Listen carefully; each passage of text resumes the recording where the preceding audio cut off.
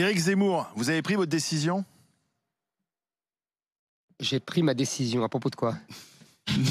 De 2022. Ah. Vous le saurez bien. Quand Non, mais j'aurais pris ma décision en moi-même, vous voulez voilà, dire? en vous-même. Écoutez, je suis plus très loin de l'apprendre, en tout cas.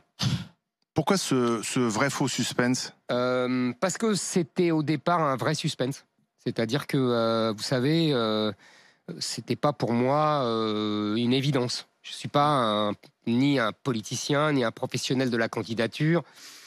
Ma vie, ce n'est pas une succession de candidatures à la présidentielle. Ce n'est pas, vous voyez, je ne suis pas chef de parti qui doit se présenter pour financer son parti. Enfin, vous voyez, et donc c'était pas évident. J'ai longtemps pensé, je l'explique d'ailleurs dans le livre, dans l'introduction du livre, j'ai longtemps pensé que le combat culturel, idéologique, c'était ma partie, c'était ce que je faisais le mieux et que c'était suffisant.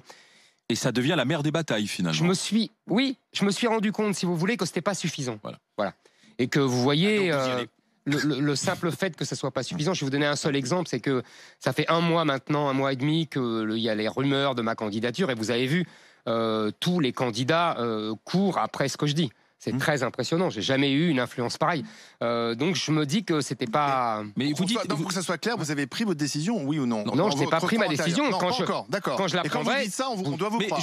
Mais oui, quand je la. Non, mais attendez. Il est évident que ce qui se passe depuis un mois fait pencher la balance d'un certain côté. Quand vous voyez les salles où je vais, l'enthousiasme. À Lille, là, 1500 personnes à Lille. Extraordinaire. Ouais. Extraordinaire. Quand vous voyez les sondages, quand vous voyez l'évolution du paysage politique, quand vous voyez les attaques contre moi, évidemment, tout ça me donne plutôt envie d'y aller. Évidemment.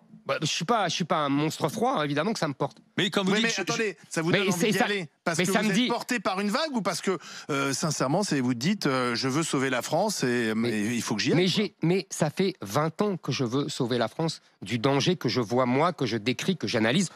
On n'est pas forcément d'accord avec moi, mais en tout cas, c'est mon point de vue.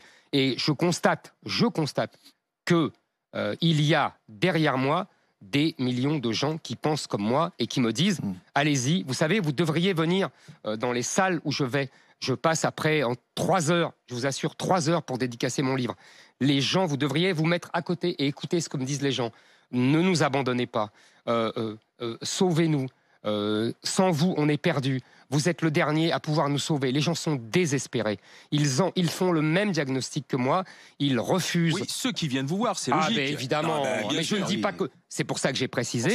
On peut ne pas être d'accord avec moi. Eric. Mais quand vous dites, je suis pas loin de prendre ma décision, donc ce qui veut dire que là, en ce moment, il y a un mouvement qui vous porte, mais elle peut basculer de l'autre côté aussi. Qu'est-ce qui pourrait vous faire changer d'avis? La vague peut refluer, vous voulez dire? Non. Mais qu'est-ce qui pourrait vous faire changer d'avis? Puisque vous dites, j'ai pas encore pris ma décision, donc j'imagine qu'il y a... Vous savez, il y a des... Parce que ça implique d'abord de l'argent, des risques... C'est ce que j'allais dire, des éléments matériels, l'argent, les parrainages, il y a des choses concrètes qui ne sont pas évidentes à réaliser, surtout pour un non-professionnel comme moi. Et puis, bon voilà... On peut effectivement, je pense que je choisirai mon moment. Je vais pas étaler mes états d'âme là devant les gens, ça ne les intéresse pas. Ils ont bien raison. Donc quand j'aurai pris ma décision définitive, quand je choisirai mon moment pour dire voilà, j'y vais pas, et ben je le dirai.